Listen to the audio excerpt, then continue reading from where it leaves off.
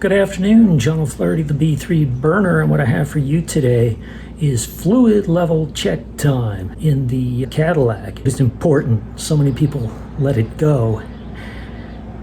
And probably the most challenging thing about checking levels is the fact that the conditions have to be just right, and you could check the levels on the stick 3 separate times and get 3 separate readings, which can be frustrating. So we're going to go through this and see exactly what we got. The first order of business is coolant level, and I already don't like what I smell. I smell antifreeze, and I shouldn't be smelling it on the outside. It should be on the inside. So let's pop open this cap. And you see, I don't feel comfortable running the AC until I know that the cooling system is in good shape. And right now, I am not 100% convinced. If we can get over here, it's looking pretty empty, right where there's supposed to be fluid to the top. The antifreeze gets a D-. The release valve, grr, I don't like them. I hate this thing. God, I hate this thing. Damn piece of shit. I'm ready to throw this across the garage.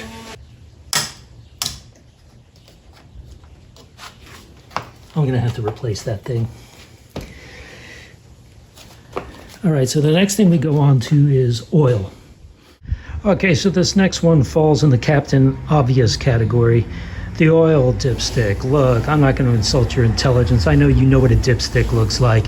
It's just below the crossbar over here. The important thing isn't where it is and pulling it out. It's showing you the oil level. Now, I do have a slight oil leak, so the question isn't if it's low, it's when it's low enough that I need to add.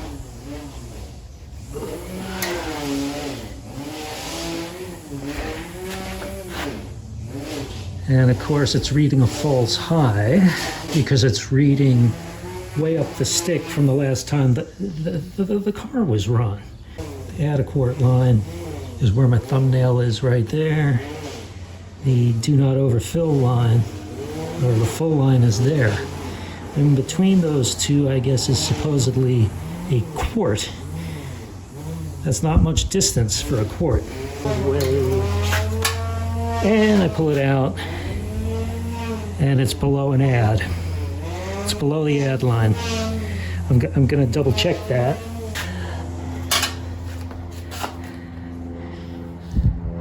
There we go.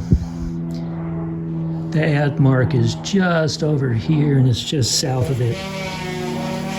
So now we need to add the Rotello. Exciting stuff. The Rotello came in a gallon jug, so it's hard to add things. It didn't come in a nice, neat quart. So we're gonna have to add it very carefully with a funnel. Okay, so this is what I was talking about earlier. The add full marks are a quart apart from one another, but the Rotella only comes in gallon increments. And if I didn't want synthetic and I wanted 15W40, this was the only way to buy it at the auto parts store. So that kind of puts me between a rock and a hard place. Bad idea. Oil filler cap. At least this doesn't have to be done with the engine running. Egads. That is too long. So I don't like having to guesstimate gallon objects into quart measurements, but I have no choice. So here we go.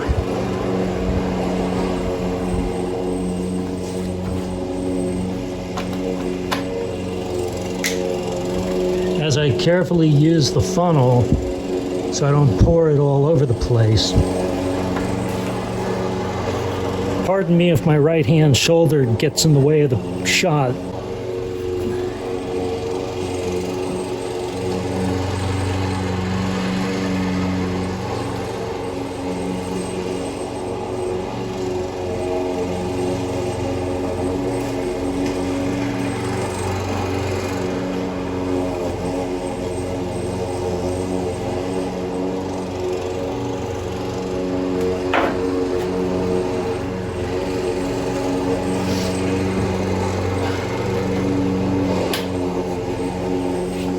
Okay, so that's that, but now the big pain in the ass is I have to stop what I'm doing, go back to the other side and remeasure, because that was not a pre-measured quart. It's a pre-measured gallon.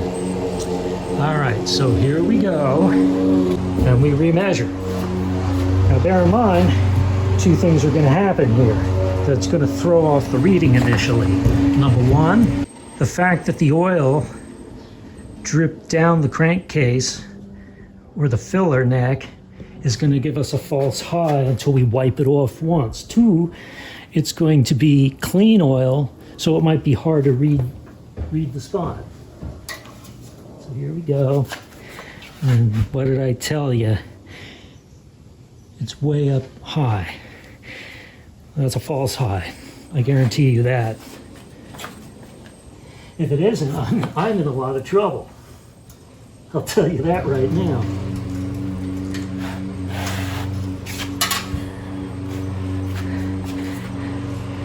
And it's just below the fill line. The fill line is here at the end of my thumbnail, and of course the fluid is there.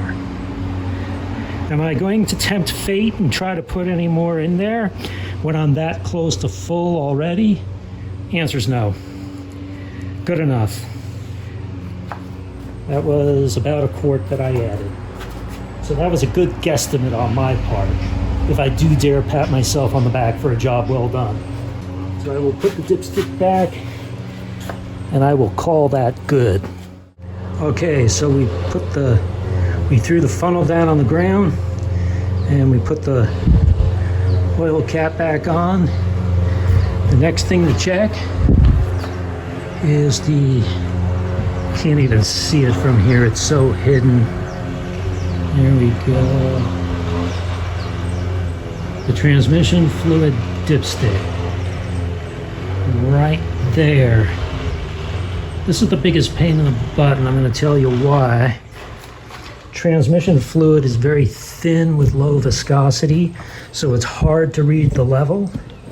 And two, it's one of those finicky check things that needs to be done when the engine is hot in park and on level land. The odds of getting all three of those necessities done up exactly like they say to do it is next to nil. There is instructions on how to check it cold. And if you look at this section where it says 80 degrees, assuming that's ambient air temperature when the engine is cold, very hard to see the gray band, but the add a pint line is up here, the full line is up there, and just slightly below add a pint when cold is considered full. So you don't even use the add a pint full marcation until your transmission temperature is at least 170 degrees Fahrenheit. Cold, you can actually get away with one slightly below the add 1 pint line as being adequately full of transmission fluid. The problem checking it cold is it's not as accurate as checking it hot. So I caution you that even though there is a diagram in the shop manual to allow you to check it like that, I wouldn't necessarily trust it. Transmission fluid, very surly stuff because it is so thin, and getting an accurate measurement on the stick is so hard. Give it a quick shot.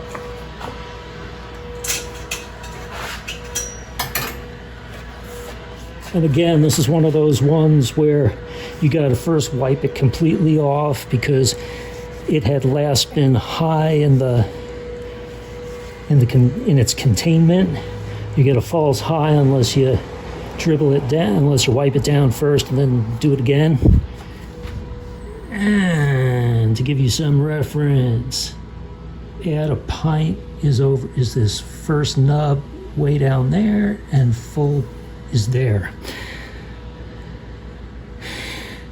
But cold is going to be slightly below add a pint, like the booklet or the book said. And guess what? Unless it's because I scraped it against the side of the siding, it is way over full. So there we go. We checked all three fluids, coolant, oil, and transmission fluid in the car, cold. And I don't like where the antifreeze is. I need to add coolant. I could do that.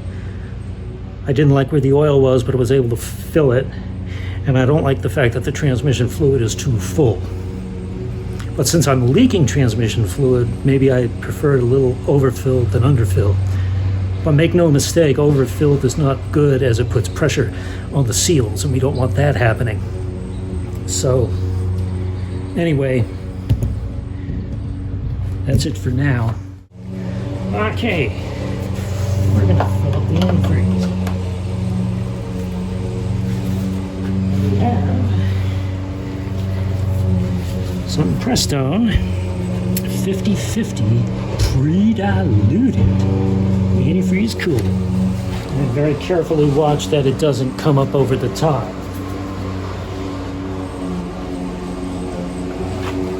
And it just came up over the top. The very thing I was trying to avoid.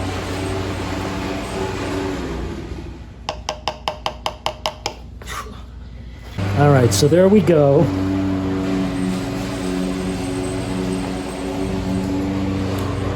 And again, we've taken care of all the business. What I might do is go to the auto parts store and get myself a 16-pound rated cap without the valve release, and maybe that will prevent it from leaking out. We'll see. I have no idea. You know, this is trial by fire right here. So now I go to Napa Auto Parts and see if I can find a 16-pound rated radiator cap without the valve release. Okay, so a few hours later, actually more like an hour, hour and a half later, I'm back, and I went to the parts store and replaced the old 16-pound cap with the red release, pressure release, with new 16-pound cap without the pressure release, and I'm hoping that that is going to prevent the coolant from seeping out. Let's go see. All right, so here we go. New cap. I don't think it's going to fit. Well, it fits, but it feels kind of loose. I hope it doesn't go out all over the place. Yeah, look at this. This feels real loose. God, I really have my doubts. Don't throw away the other one. We'll see if it goes out all over the place. I hope not. Well, we don't know until we actually test it out. For now, all I can do is start the engine, wait for it to warm up, and see if the cap holds pressure. I don't know how dangerous that's going to be. I'm not going to be standing where the camera is. The camera is probably about 6 feet away. Okay, we started at 243. So let's let it warm up about 5 to 10 minutes and see what that does. 10 minutes later.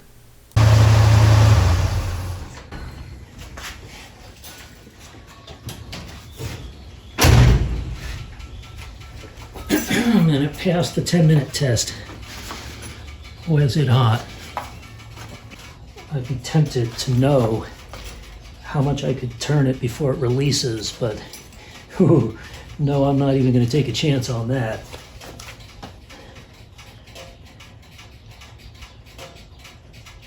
No, I don't even want to chance it. Now, is there any antifreeze? I smell antifreeze, but do I see it leaking anywhere? There. right there. Hot radiator fluid dripping from somewhere. The hoses have all been replaced. Where the hoses connect to the radiator and the water pump has been replaced.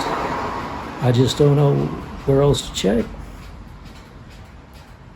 Short of replacing the whole radiator, I'm just not quite sure what's going to be next.